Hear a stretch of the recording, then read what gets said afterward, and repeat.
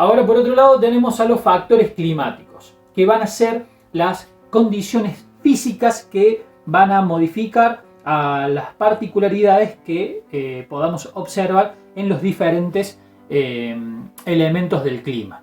Y los vamos a clasificar en tres. Vamos a tener factores astronómicos, factores geográficos y factores dinámicos. Los factores astronómicos van a hacer referencia a la hora, la época del año, a la radiación solar, mientras que los factores geográficos van a hacer referencia a la altitud, la latitud, la topografía, la distribución de las tierras y los mares, mientras que los factores dinámicos van a hacer referencia a las corrientes marinas.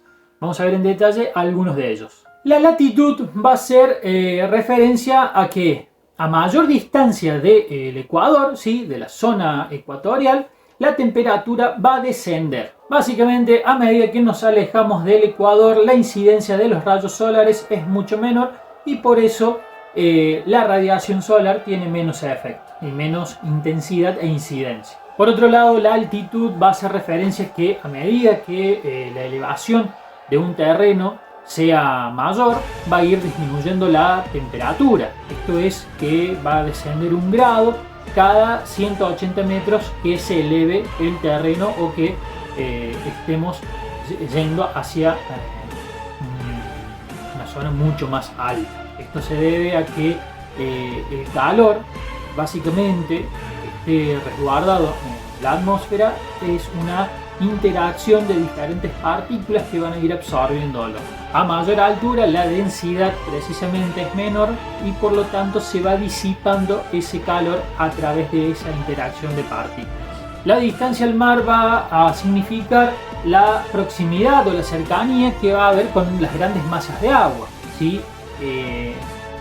El agua va a absorber mucho más el calor, la amplitud térmica en las zonas costeras va a ser mucho menor que hacia el interior de los continentes y además el aire, ¿sí?, el viento va a ir cargado de humedad y va a ir descargando esa humedad a medida que se va incorporando hacia el interior, ¿no es cierto?, de cada continente. Esto también va a generar que las aguas o los océanos funcionen como moderadores del clima. El relieve va a ser otro de los factores climáticos, ¿sí? Y tanto las montañas como las diferentes formas de relieve van a ir condicionando al clima. Por ejemplo, van a funcionar como barreras orográficas, que va a significar que el aire que vaya cargado de humedad vaya descargando precisamente de una parte de la montaña toda su humedad hasta llegar a la altura donde se va a enfriar, se va a condensar, va a precipitar y bajará todo ese aire de forma más seca y con mucho menos humedad. Por otro lado tenemos las corrientes marinas u oceánicas, que son corrientes fijas de agua, ¿sí?, en estos lugares, en los océanos, que se dan por la diferencia de densidad. Y las aguas más frías van a tender a descender, mientras que las aguas más cálidas y profundas van a generar un ascenso.